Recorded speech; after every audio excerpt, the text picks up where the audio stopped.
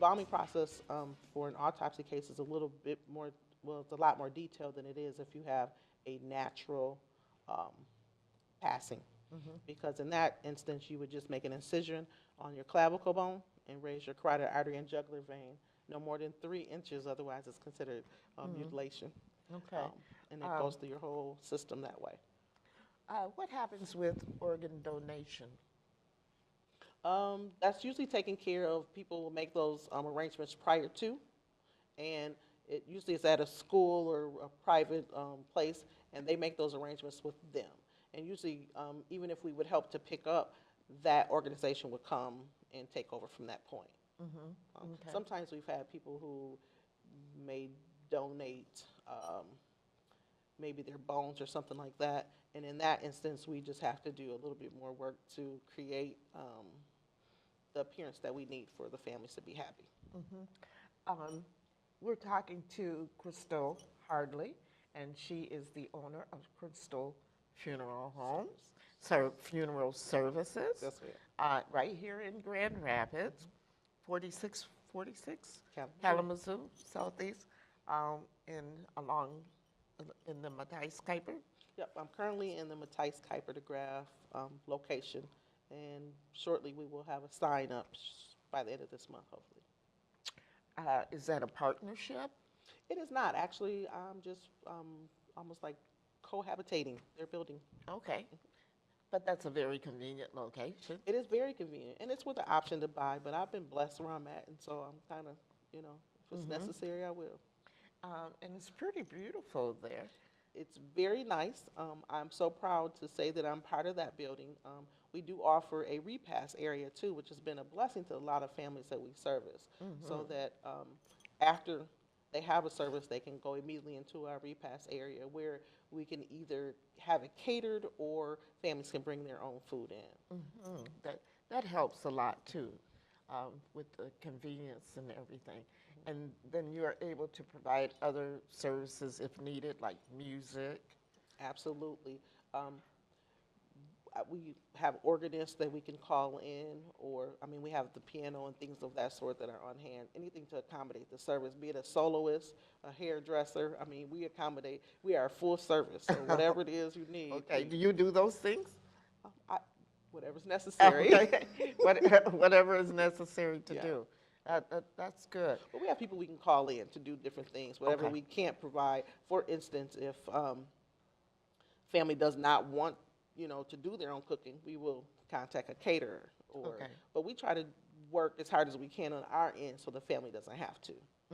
Be it programs, anything that they need, extra flowers. We try to do all those things. That's why we have that arrangement in the office, is to find out what we can do to make that service be exactly like you want. And if they, they want to minister, but they don't belong to a church, then we will try to accommodate them by finding someone that we feel will, be able to help them. And you have limo services? We contract out for limo services. Okay. We're talking to Crystal Hardley, owner of Hardley Funeral Services here in Grand Rapids. But you service other areas if needed, right? Absolutely. We've done services in Battle Creek and Ann Arbor and in Lansing. So we go wherever we need to go to help the families that we're able to serve. We have done services here and then taken the same family to other locations to have services out of town and back.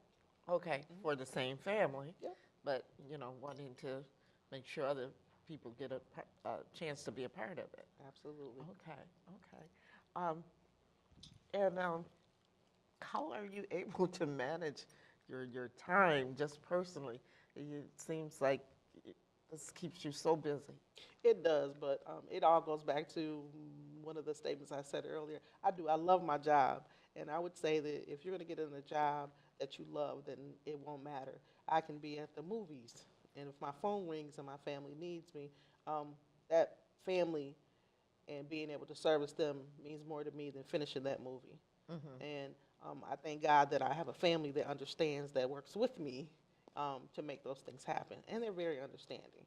Okay. So it's flexible in some ways, and then some days it's not. Okay. Can you tell us? Well, we're live today on this April 12th, and we're taking people's phone calls. And we do have a caller on the line, Miss Crystal. So let's go to that caller now. Hello? Caller, are you there? We're going to no, caller's not there. Our number is 616-459-4881. 616-459-4881. You were mentioning your family. Can you tell us a little bit about your family? Absolutely. Yes. Thank you for asking. Yes. I'm married to Jeremiah Hardley, Okay. Meisky, as most people know, and he is probably he is my number one support. When we initially started dating, I was already in the field, and he was very much afraid. But as he pursued me, he became What was he afraid of? the unknown. What most people are afraid of in Yeah. this business is the fear of the unknown. Yeah. And Okay. if you allow your mind to entertain things in this field, you absolutely can become scared. Right. Okay. So after he stopped entertaining those things, he actually beats me to work.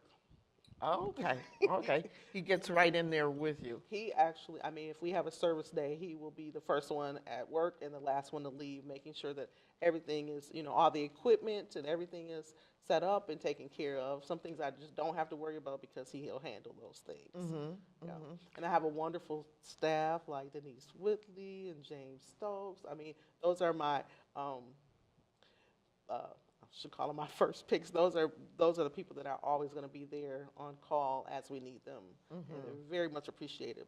And then going back to my children though, my oldest son is not really interested in the field. He's kind of Okay. scared too.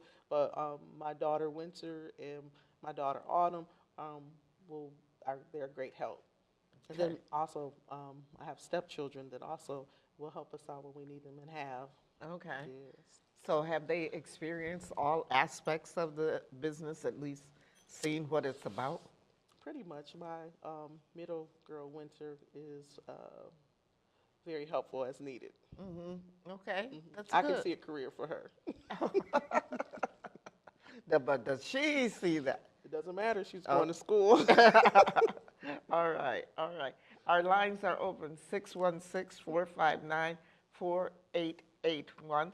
If you'd like to talk to Crystal Hardley, who is the owner of Crystal Funeral Services, and just asking her some questions that, you don't usually get a chance to ask anyone. Absolutely. Because either if you see the funeral director, it's in and out, hi, bye, or, you're on the business end and, overcome with grief. So you don't have that chance to just say, I have a curious question.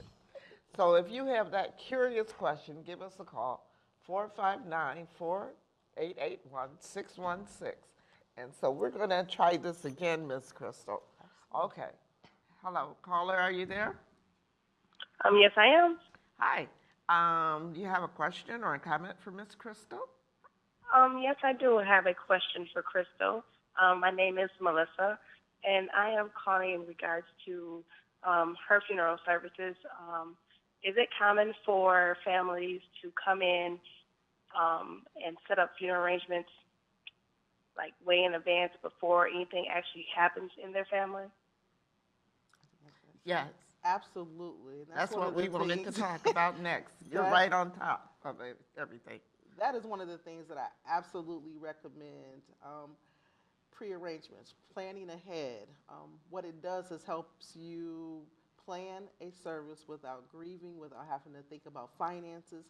You're able to think clearly and actually come back and make changes if you want to. So planning a service ahead of time is something we do on a regular basis, and I encourage people to do that, even if you don't think you're Okay. financially ready. Okay. Okay, well, sounds good. Well, thank you so much. Absolutely, thank you. Excellent question. Excellent question. Because then you have time, the person themselves can say, this is what I want. And then nobody has to doubt, was that Mama's favorite song? Mhm. No, it was another one. Now, whatever, Yep. the person can do it or someone else can do it, and then you also just have a chance to think, I think, about your life. It keeps down a lot of confusion within families too. When mother has come in or that individual has come in and said, these are the things that I would like, or this is the color that I'm interested in.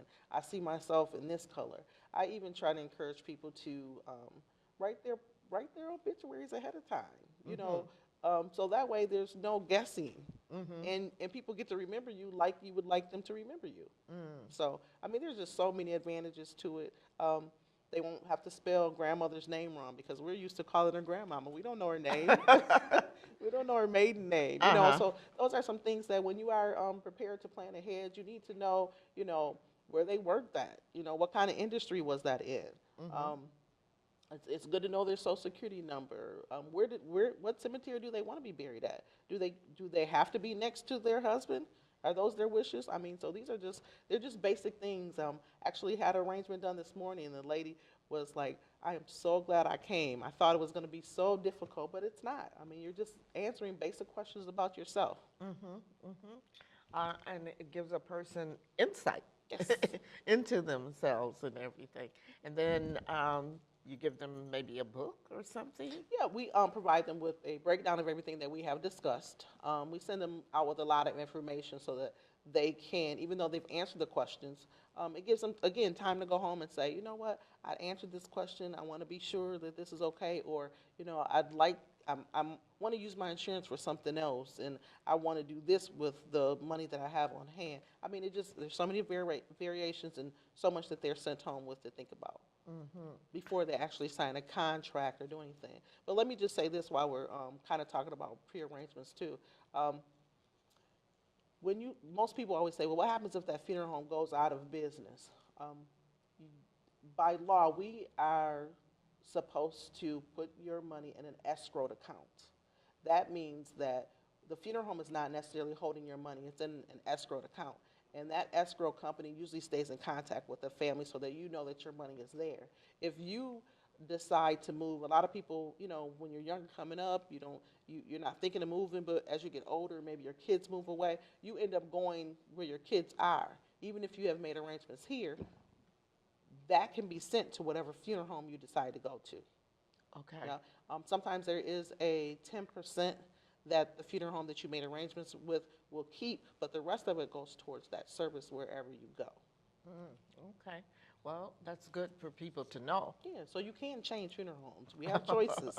You don't have to stay with the same one. What about cemeteries? Do you help people with finding cemeteries and headstones and various things of that nature? Absolutely. Again, I'd like to say we're full service, so whatever that family, their wishes are, we're going to go that extra mile to make sure that they are aware, this cemetery might cost this or whatever. And even though they're separate entities, we do have information on them, and we can direct them to where they, would like to go.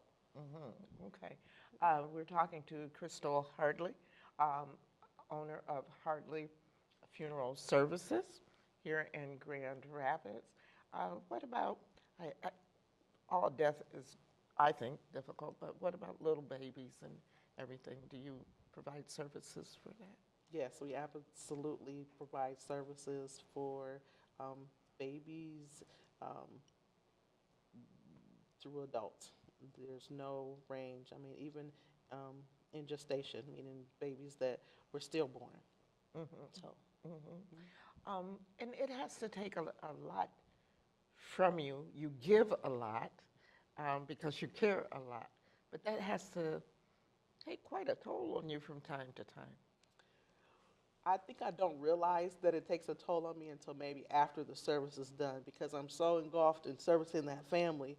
And even if there's a discrepancy in the family, I'm always the mediator trying to make sure that everybody in the family is happy. And I think I don't realize that until after the service is over and I woosah, and then I reflect back on it and I say, wow, But yeah, there's a lot of different hats that are worn. When people say they come in the office a lot of time and tell me they're interested in this field, and then they just start talking about the deceased. the deceased. And I'm like, you know, there's so much more to this. I am working with people with feelings, not just that person that's in the prep room, you know. And I love every aspect of it. So I couldn't be at a funeral home where I'm just doing one or the other because I'm more of a people person. So, and I'm also fascinated with the work and how God has put us together. So the embalming piece is important to me also, and making sure that they're dressed and looking amazing. So. Okay. And does it help for people to bring you pictures of their loved one? It's always helpful, but what I also do is when I'm meeting with the family, I'm looking at the people that I'm working with, because a lot of times people look like the people that are in the room. So you're actually seeing their natural, and then everybody has natural features, natural facial markings that we can use even if there's not a picture available. But it's always helpful to see a picture. Okay. We're talking to Crystal Hardley, owner of Hardley Funeral Services. How much time do you give, let's say, for the average, if there is such a thing, funeral?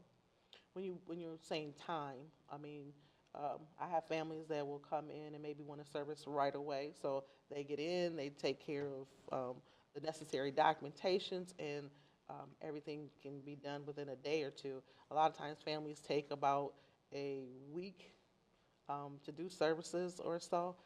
As a professional, I always say that sooner is always better because the body goes through changes, but it's whatever that family wants.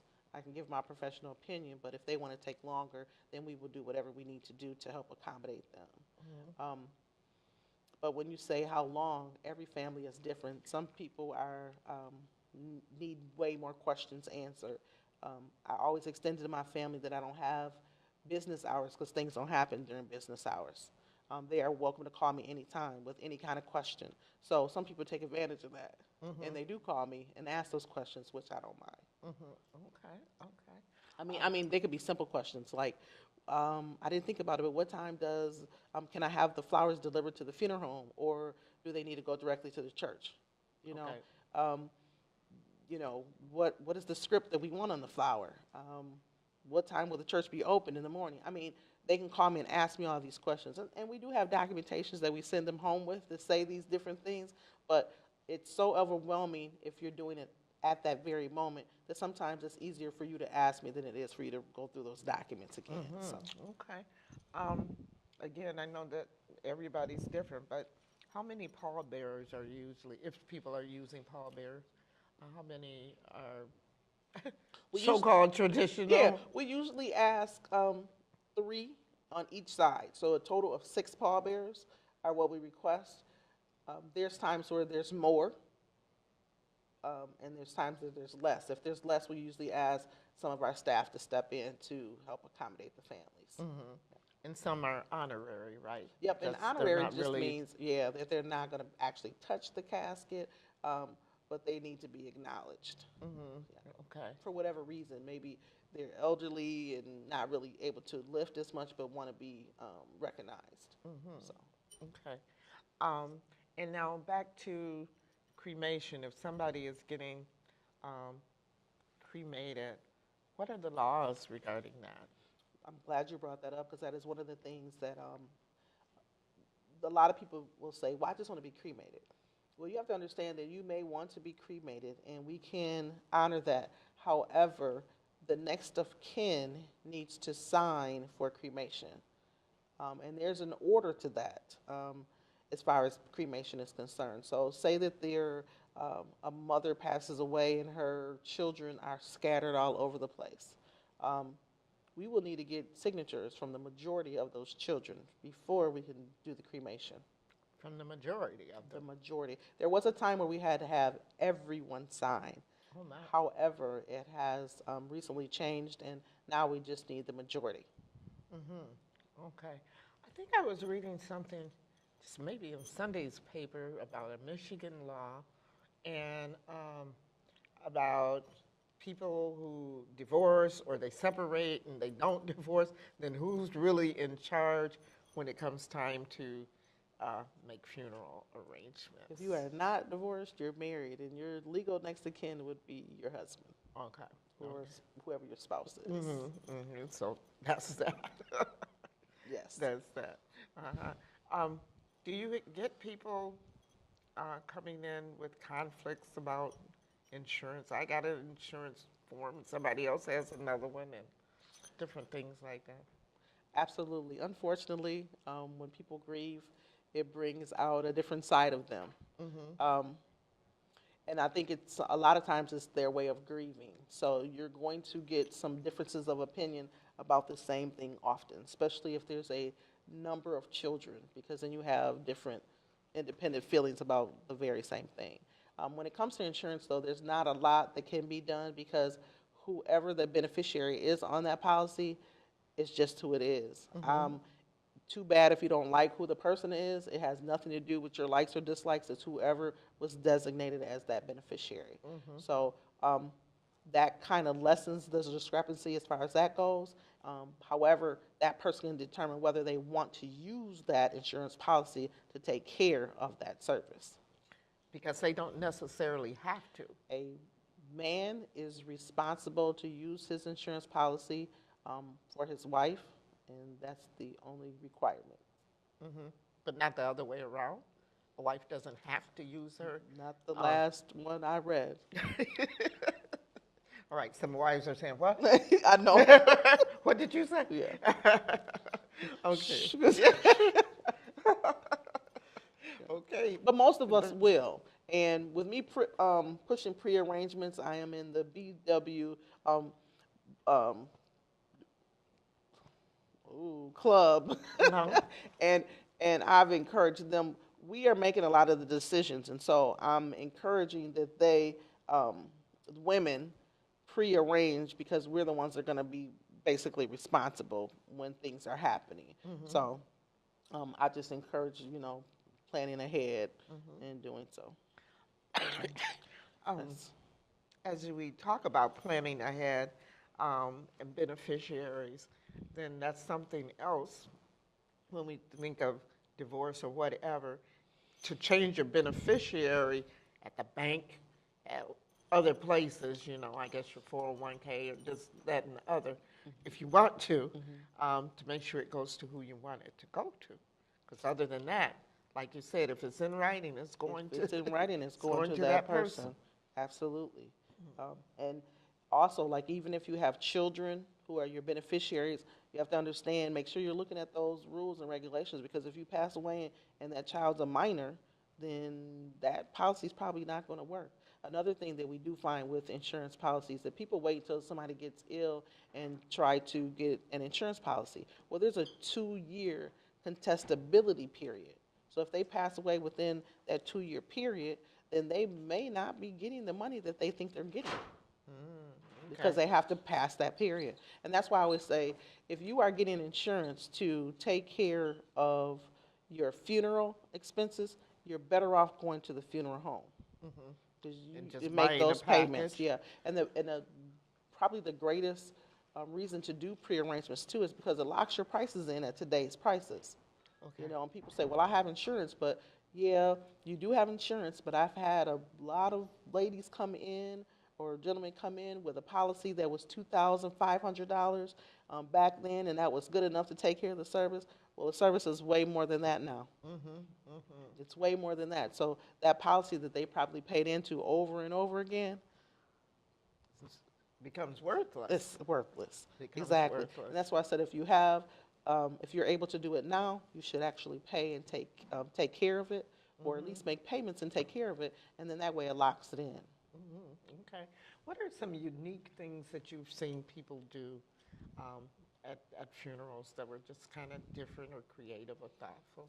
One of my favorite services we did for a young lady who rode a motorcycle. She, Cherry Cooperwood, rode a motorcycle, and she also owned a clothing line dealing with motorcycles. And so when we did her service, we had the motorcycle hearse, that we used Okay. for her service, and we also were able to bring her motorcycle inside of the church for Really? her service. Oh, how cool was Yeah, that? it was beautiful, and then to actually watch all these bikers as we traveled to the cemetery and line up in the cemetery is one of the most amazing services that I've experienced, and I've been in it a long time. Okay. That had You to know, be I really, just think it's awesome to celebrate that person's life, yeah. and in that moment, we celebrated everything about her. Okay. And so even on our regular services, if there's a person who enjoys basketball or something, we try to incorporate a basketball or a jersey or something that, makes it more specific to that person. Okay. Even our staff will try to coordinate our attire for that day. I know Oh. there was a U of M fan, so we, were U of M ties or color coordinated. All right. So we try to just celebrate that person. Okay. And when we meet with the families, we try to pull out those things like, what could we do to make this, awesome? There was a baby that we did that we celebrated. There were the balloons. I mean, so you can do just about You can anything. do different Yeah. things. Yeah. Okay. Okay. I think I've also seen people do doves. Are you able to help with that? That is an outside tourist, and again, we will do doves. We'll do horse and carriages. It's just I've seen that too. yes, That's yes. Those are beautiful. beautiful. They yes. are. So you go the extra mile That's to the make goal. sure that people are happy during a time when they're pretty sad. Yeah. That is one of the things that I love about my job is just being able to help them during that most difficult time. I'm with that family for about a week, and it's so intense, and I become so connected to them that they're family, and I'm family to them. So sometimes, even though I think about my families from that day forward, it's kind of hurtful. I don't see them again, but Yes. I'm on to the next family. But I've hoped that I have taken care of them, that the impression that we left is awesome. Like when they think of their loved one, they think about the care that we provided for them also. Something that makes such a difference and such an impact because they're going to remember that Yes. forever, whichever way it goes. So it's Absolutely. good that you put forth that effort to make sure that people are comfortable. Yes, and there's no do-over. So you strive to do it perfect on that very, the chance, the opportunity you get. What are some of the different clothing outfits that people wear?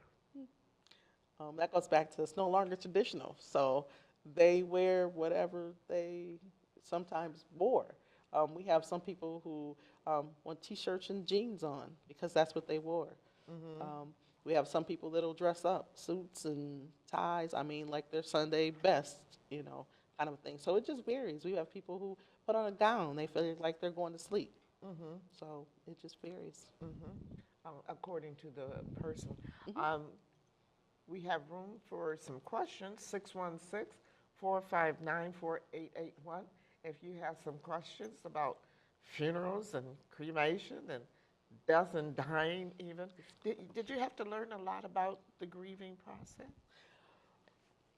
Yes, and we offer a lot of different places. I always tell my families, I give them information in regards to going to different counseling. Sometimes we feel like we got it all together and we can do it, but I recommend so strongly. I actually just visited a grief counseling about 2 weeks ago. I actually sat in. I kept sending people there, but I went and actually sat in it, and it was amazing, to be able to listen to other people and know that your feelings are valid. Right. And in this group setting, it's called Grief Share. In this setting, you don't have to say anything. You can Right. bring people with you. So it's really up to you. I mean, how you use that, and you can do personal if you want to, but it helps in the beginning. Yeah. I've been through Grief Share several times, and it's an awesome program in that you're just yourself and sharing your feelings, but yet those connect with other people's feelings. Like, okay, you're not alone in this. That there's other people who are going through what you went through, or can tell you what they went through and how they dealt with it. And so that makes a big difference. It really Absolutely. does. And I would suggest that to anyone. Is to, even if you think, oh, I don't need that, just go. Yep. Just go, just go. Yep. And you'll see. Yep. I You'll even see offered to if go you with do them. need it or not. We are talking to Miss Crystal Hartley, owner of Hartley of Crystal Funeral Services, 4646 Kalamazoo, just south of 44th Street, right? In the Matisse Typer DeGraff Funeral Facility. Facility. Mhm. Let's go to the phones, Miss Crystal. Oh, absolutely. Okay. So our number is 616-459-4881, and we have a caller on the line. Hi, caller. Are you there? Yes, I am. Hi. What's your first name? My name is Sandra. Okay. Do you have a question or a comment for Miss Crystal? Yes, Miss Crystal. I just have a concern. What if we have a family member that passes without a will? That seems to be a really big problem in a lot of families. Can you help with that, or help when people have issues like that when they come to your funeral services? That is actually not something that the funeral home per se would have something to do with. We actually can help and guide you, but it is a separate entity because we are just dealing with the actual servicing of the funeral. Okay. When you're talking about wills and stuff like that, that becomes something more in depth. I know that State Farm, there's a young man that does State Farm, and he's got a lot of information that would be very helpful for families to indulge in early on. This is something that you kind of want to deal with prior to also, because after the fact, when there's not something in place, you'll more than likely end up going through probate court, especially if there's no names listed on various things. Okay. Okay. Yeah, we were just sitting here watching you, and we love you so much, Miss Crystal. You are awesome. And we have several friends, and we also have family members that have had your services, and they have just really been complimenting you on what you're doing in our community. Thank you so much. Thank you. I'm so honored, and I appreciate that. I don't take it lightly. Thank you so much. And is there, I don't know, I mean, we have insurance through business, through different places, but is there anybody you can recommend where we can go and talk to them about a will? Or because I don't want my family members having to pass and there's no will, and there's a lot of arguments about, what they want to be buried in or anything like that. Is there any businesses that you deal with that we can talk with, or that you would recommend? Absolutely. I have a couple that I'd like to let you know about, but if you would be so kind to call me, we can set that up. Okay. Can you provide that information for me, please? Absolutely. Go right ahead. Oh, I can't think of the two offhand, but if you call me at 616-813-8351, I'll be more than glad to give you that information. Wonderful. Again, thank you so much, Miss Crystal. Thank you. I want to thank you for being in our community. You're making such a difference, just your presence and your spirit. You have such a good spirit. Thank you. Like I said, I haven't had a chance right now to work with you personally, but every time I've seen you at different funerals, you're always just taking care of everything, so concerned about everybody, and you can tell you love what you do, and not in a scary way. It's just different. It's just, this is your calling. Oh, and I love it. I accept that call. This is your calling. This is your calling. Let's talk about, you mentioned the BW group. What is that? Beautiful Women Rock Club. Okay. They're just a group of beautiful women Okay. that I have just joined recently, and I find them to be amazing. What I think is so awesome about it, it's a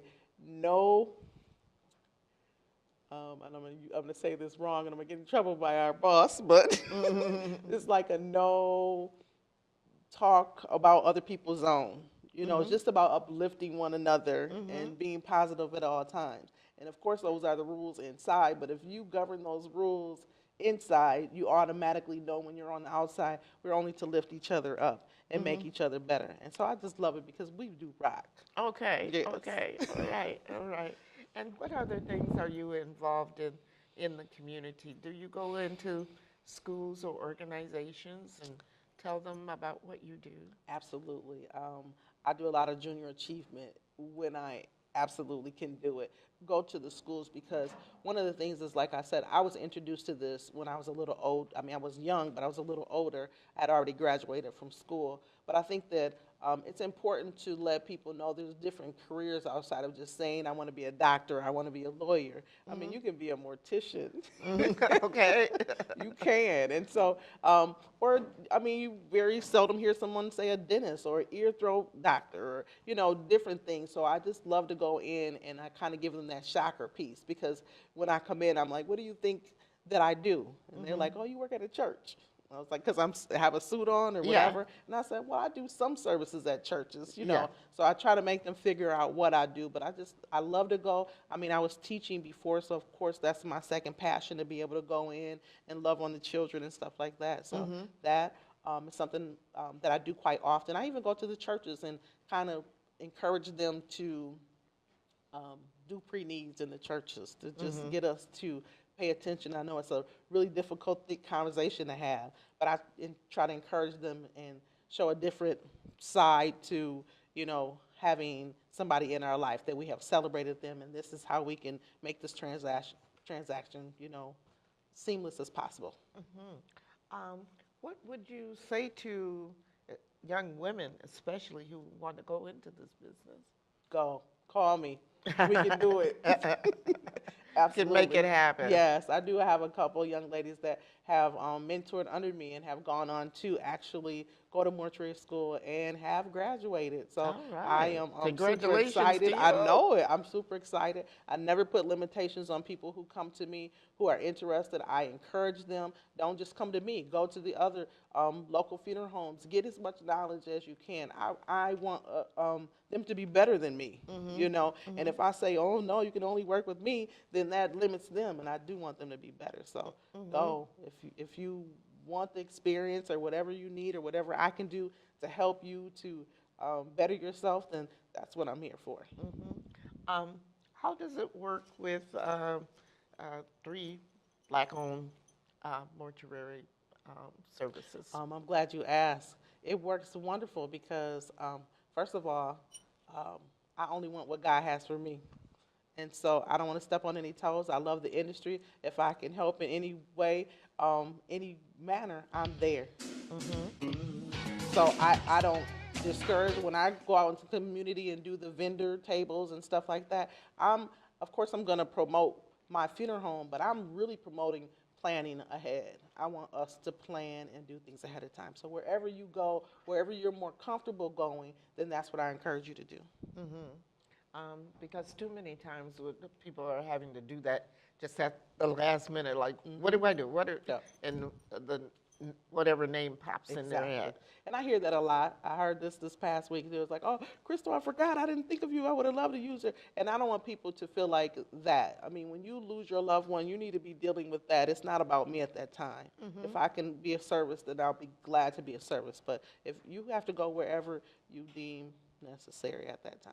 Okay. And no hard feelings. I'm still going to meet you and love you the same because that's just who I am. Okay. And other things that we need to, let's talk a little bit more about some of the clothes that people might need to, things that people need to bring. Okay. They need to be completely dressed as if they are dressing themselves. We ask them to bring underclothes. They need to bring socks. Shoes are optional. A lot of people say, well, do they need shoes on? A lot of times the bottom of the casket or the bottom lid of the casket is closed and people don't see those items. However, it's up to that person. For instance, for me, I'm a flip-flop kind of a girl. So I wouldn't want shoes on. That's just my personality. But somebody like my husband wears shoes all the time. I'd make sure he has shoes on. So it's just really what you would want them to wear, but those basics are something that we ask, like slips for women are just standard. And people say, well, why do you have to do all that? Well, we respect them, Okay. and that's what it's about. Mm-hmm. We And do cut the treating clothes. them like a human being. Yes, and we do cut the clothes in the back. That's one of the big questions that people ask. Well, do you actually cut the clothes? Yes, and the only reason we do that is that if there was something to go on with the body and we needed to get to the body right away, it's easy access. Then we're able to get to the body as quickly as possible. Mm-hmm. No other reason. Does it happen all the time? No, but why take that chance? So we do that. Okay. And is a person heavier after you embalm? We are actually replacing some of the blood with the embalming fluid. So there is an opportunity for them to be a little heavier sometimes because we're filling them out just maybe a little bit more than they may previously have been. A lot of people have been ill for some period of time before they pass away, where they probably have lost some weight. And sometimes in replacing the blood and embalming, we can fill out some of those areas. So the tendency may be a little bit, just a little bit heavier. Mm-hmm. And back to cremation, what are the containers that people can use or keep or bury? In cremation, people have become very creative in the different things that they do. I don't believe there's any rules and regulations on the actual container that you have to use, although we do have urns and different things like that for you to use. But I have sent people different places to pick up items that they would be more comfortable with at different locations. So that is an option. But there's also necklaces that they have now. We do fingerprints that we can put on jewelry for that person. So of the deceased? Of the deceased, we'll take fingerprints, right, and put it on the jewelry. So that's an option. Some bracelets, they have little openings in them where the ashes can go inside, along same as the necklaces. So I mean, there's just different things you can do to celebrate. But I do say that, and people have changed so much in regards to a burial versus cremation.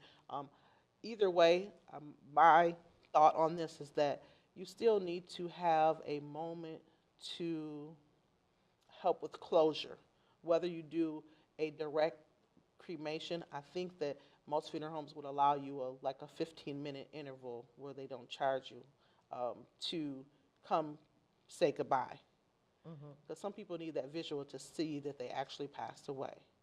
You know, so that they don't have, if you don't actually see somebody after they've passed away, it kind of leaves a questionable questions all the time in your head.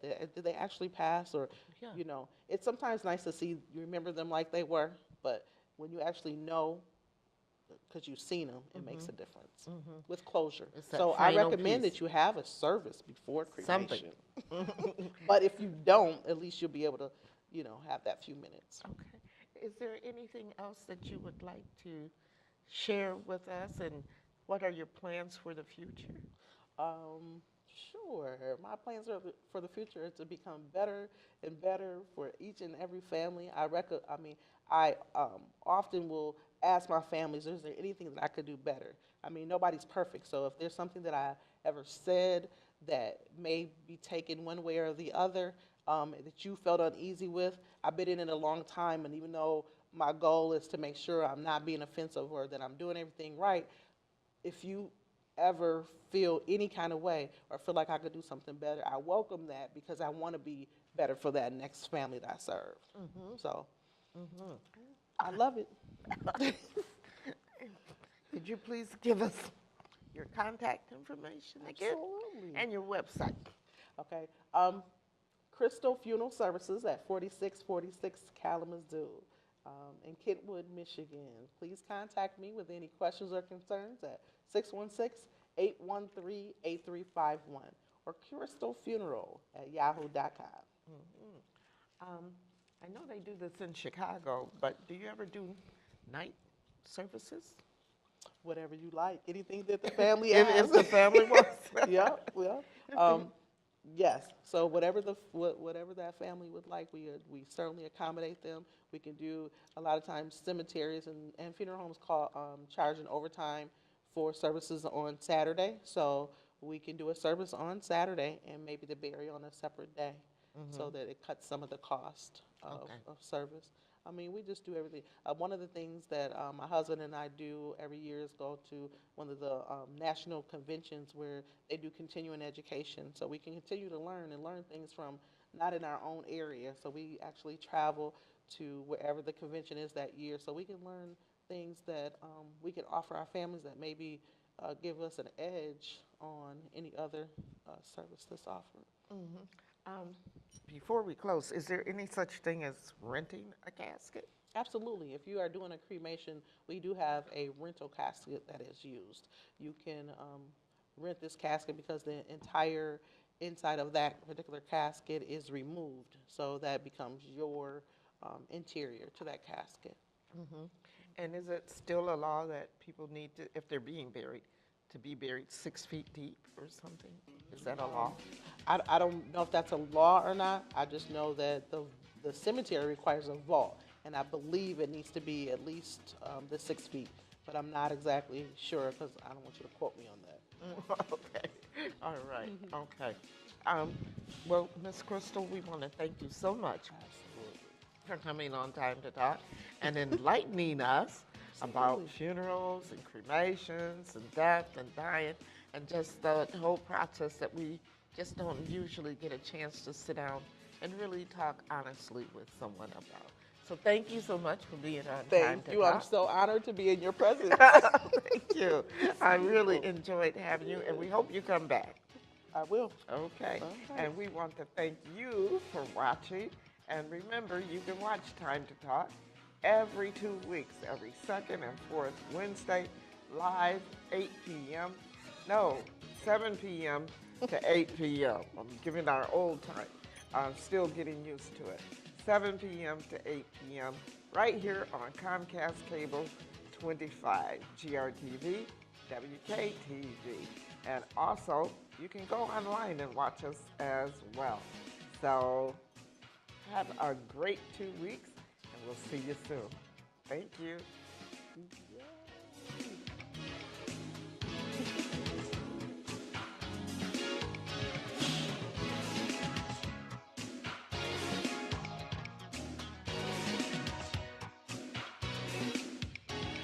Thank you for watching tonight's edition of Time to Talk with Argie Holliman on GRTV Grand Rapids and WKTV Wyoming Kentwood.